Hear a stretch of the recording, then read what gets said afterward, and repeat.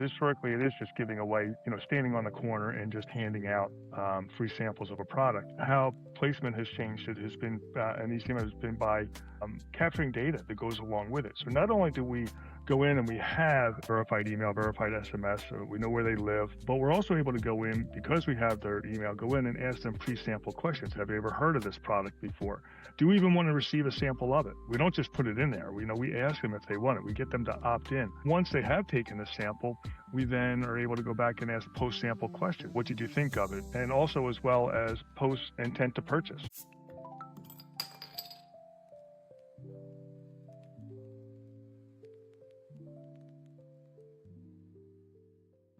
My guest today is my LinkedIn friend, Matt O'Brien. He's the president of ECM, which is an out of home sampling and advertising agency that's helping smaller brands drive awareness through new ways of sampling. And we're going to get into exactly what this looks like. And first, I want to thank Matt for taking some time to chat with me today. So thanks for being on the show, Matt. And tell us a little bit more about ECM Media and what it does and how it started. Hey, Wes, thanks for having me on. So at ECM, we got started back in 2011 in the cell phone charging industry. We started working with brands and events and festivals by putting cell phone charging stations in for sponsorships. We moved that into malls where we started working into malls. And one of the malls we were in had just put in an Amazon locker. And those big Amazon lockers were pretty ugly and cumbersome. They asked if we could wrap them with advertising. So we started doing that for them. The word got back to Amazon and they decided that they wanted to do it themselves. They didn't want anybody else doing it, which is not surprising. We hooked up with another locker company and another partner that was working with them as well to start doing wrapping on their lockers. And that kind of manifested into what else can we do with these?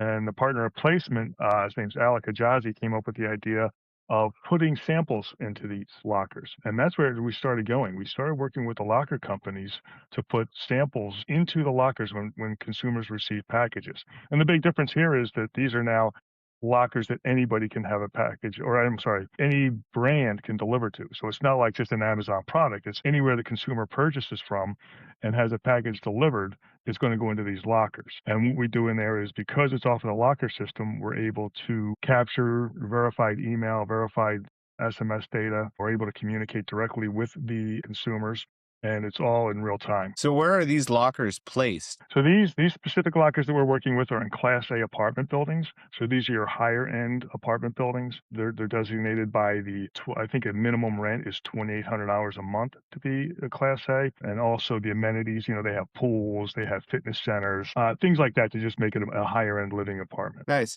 Now, a lot of people think that sampling is just giving away free product. What have you seen as far as how sampling has changed most recently, and specifically with how you guys are approaching this sampling? Because it seems very direct. Well, you're right, and it has been, and historically, it is just giving away, standing on the corner and just handing out free samples of a product. How placement has changed it has been, and ECM has been by capturing data that goes along with it. So not only do we go in and we have like I said, verified email, verified SMS, so we know where they live, but we're also able to go in because we have their email, go in and ask them pre-sample questions. Have you ever heard of this product before?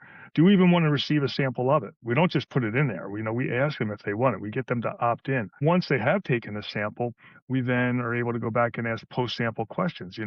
What did you think of it? How did you feel with the flavoring? Did the smell good? Anything like that. And also intent to purchase. We get a ton of information. So we're doing more than just standing on the corner and handing out samples. We're capturing a lot of data that goes along with the consumer. How does that help you? What's the most helpful piece of data that you think that you collect that really helps you drive more awareness and more trial? Well, the big things that we collect is really the feel and the reviews from the consumers.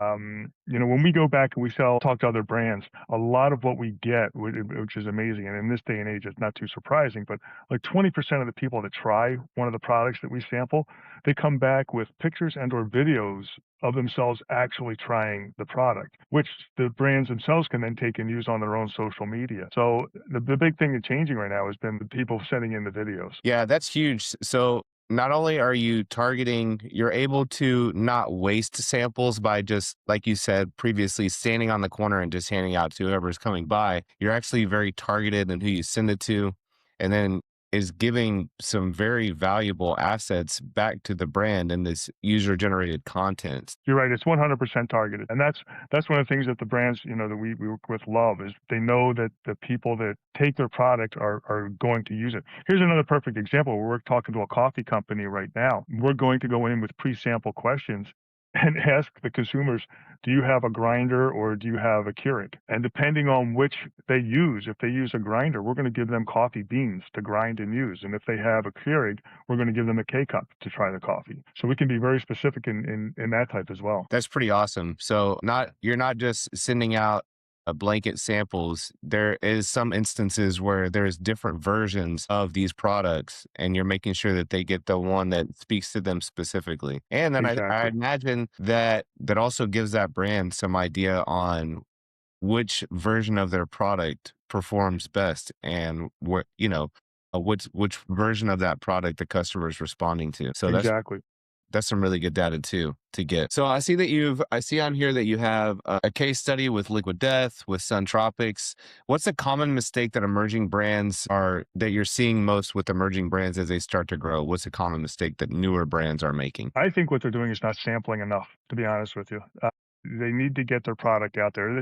It's saturated with different. If you look at let's just talk about carbonated water right now. If you go down an aisle, there is so many cans of carbonated water, different flavors. Consumers are going to just go to the box to the brand they've been buying forever. Unless you get a can in their hand for them to try yours, they're not even going to think about switching. So I think that really, as a new brand, I mean, and I know it's tough because new brands and emerging brands don't have a lot of cash behind them, but I mean, you need to get your samples out there for people to try it. 65% of the consumers are going to buy something they've tried. They're not going to buy anything. They're very rarely going to start buying something they haven't tried. So what do you think is a good amount whenever you're starting?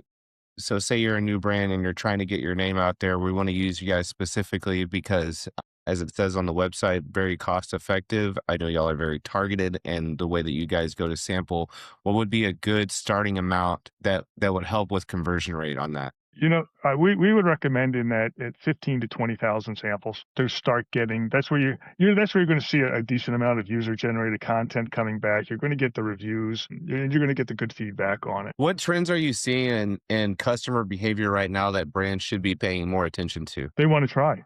One of the big trends is people, we laugh about it, but I go back to the user generated content is that people like to be their own mini reviewers. So getting your product in people's hands, getting them to talk about it is one of the big things that we're seeing right now. And it's surprising how many, like I said, it's surprising how many people send in user generated content on these products. Have you seen any creative ways of brands using this UGC whenever it comes back? Have you seen anything and been like, oh, that's a unique way to use it? You never considered using it that way, or Most of the products we're using are fabric care stuff, drinks, things like this. I mean, some of the people have been creative in their user generated content. They've been, they turn them into little mini movies type things and show themselves, opening it up and going through the whole process. That's just about it. what separates a sampling campaign that actually drives sales versus just burning through a whole bunch of product? Well, what we do, and go back again to being targeted with it, is our sampling campaigns are designed around the retail locations that the brand is in. So we will get a list of stores, and then we will specifically target locations around those stores. So again, I mean, it's targeted sampling. Getting it into hands of people that want to try it, that are near stores where you are, is the big difference in what we're doing. So there's a way that I guess whenever you begin to work with a brand, they're going to have a list of retailers that they're in. And Correct. so you can get more strategic and geofence specifically where these where your boxes are, and make sure that you're number one only sending to places that are closest to these retailers that actually have the product, and you can make Exactly. sure that that user is getting a very specific version of that product with the pre-sampling questions that you're asking. Exactly. 100% right. What is an example of one of the most successful sampling stories that you have where you did this and it did better than you thought, or it went a little bit further than you thought? If you're trying to grow in your career, build a personal brand, or become an elite vendor in the CPG space, I have everything that you need at bevedu.co. I've built onboarding, sales training, and career development programs designed to help you get to that next level professionally, all for the cost of an ebook. If you're looking to get to the next level in this industry, but you're not getting the coaching and development that you feel like you deserve, you gotta check out bevedu.co. I'm breaking down 20 years of industry knowledge and trial and error, all in one spot. Let's get back into it. We're working with one right now with a fabric care, and the biggest part of this is we did our first campaign with them last year in August through October, and at our post campaign meeting with them, we were asking them for data. We saw purchase intent, from the consumers on the post sample questions. And it was high. And we asked them for some data. Have you seen any lift, anything like this? And they wouldn't share that priority information with us. So we just let it go. The call was at 10 o'clock in the morning. At noon that afternoon, they placed 2 more orders with us to move forward with more sampling. And again, we just finished up one campaign, and their post-campaign sampling purchase intent is at 90. So we're really expecting to see some more orders moving with this forward because of the high intent to purchase. What kind of drives the idea, the intent to purchase with a new brand? You got to think nobody's seen this before. It's so hard to like drive awareness on a new brand because you have stuff that's been out for ages and even line extensions on certain things that people don't even understand that it exists. I mean, I work with a major brand, and I sometimes get asked, what is this? And it's an older generation, not people that have grown up with it, but how important is it that initial response or trying to get that initial hands on the product or actually, open the package for the first time? What do you think as far as how important that is? I mean, it's huge. It really is. I mean, it could change your buying ideas, I mean, you could be so set on, like, I'll go back to the carbonated water. You could be trying one brand for years and years and years, and then all of a sudden you try another one and you're like, wow, I've seen this before, but I'd never had it. This stuff's actually pretty good. I really like this flavor. It's got more flavor than what I've been buying for the past couple of years. So it's huge being able to get your product. I mean, and it's kind of funny. We have some brands that we get, and people are honest in their reviews. They don't hold back. If they don't like the flavor on something, they will tell you. And that's as much as you feel like we thought we had a really good product here, it's kind of good for the brands to see, all right, well, maybe we need to work on this flavor. Maybe we got too much, mango flavor in it, or whatever flavor it is. Maybe we got to cut it back a little bit. So it's really, I mean, it's beneficial in the positive and the negative to get samples in people's hands. Have you had some examples or situations where the feedback drove a change or an innovation in the way that they went to market with something? We have got, some brands that have gotten some negative feedback that they're like, okay, we got to take a look at this. It's actually, they're reconsidering some flavors. That's cool. And that's only data that you can get through doing this type of sampling where it goes directly to the person and you're asking them what they think, and they have a little bit of time to use the product or taste the product more than once, and then sit down and kind of collect their thoughts and then put together this UGC and then send it back to the company, Right, which is right. crazy. Like no other sampling program really does that, I don't think. I think you're right. I think we're, with awesome placement, we're way ahead of everybody on sampling right now. So where do you see the future of sampling headed as far as with this new kind of style that you've created here and this new kind of go to market strategy with these samples? Where do you think that other people are going to try to emulate or catch up with what you guys are doing? Well, I think there's other ways of being able to capture data out there. And I think other companies are trying to capture data when they're giving out samples at, say, festivals and events. The only problem is it's not verified. I mean, we've all done it, all right. And we need an email address. Okay.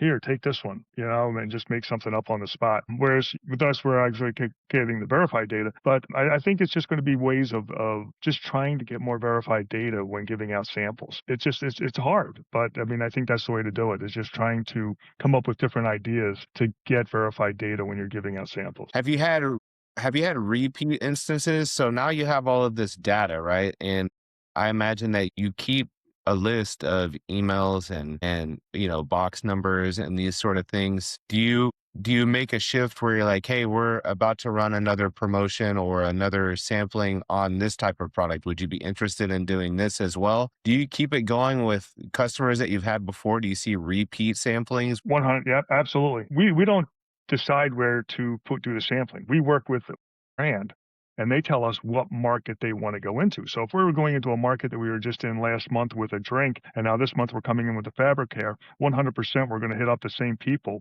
that had just tried it. And we're going to come back to them and say, hey, we gave you a sample last month. Do you want to try a sample this month? And the residents love it. The property owners love it because it's sort of like, this is great. My residents are getting a free sample of stuff every month. This is great. So it's a win-win for everybody. And it's easier to, hit up repeat customers than it is go out looking for new ones. Yeah, it's almost like a subscription or a bonus to being in that building. Exactly. Exactly. We breezed through that. Is there anything you're thinking about that you wanted to add on? No, I just, this is great. I appreciate you, taking the time and sitting down here and talking about it. It's a great service that we're putting out there, and being able to get on a platform like this and talk about it. It's just, it's a good timing. If somebody takes one thing away from this conversation, what would it be that you'd want them to take away from this? I'd like them to take away that they got a new opportunity to get their product in consumers' hands.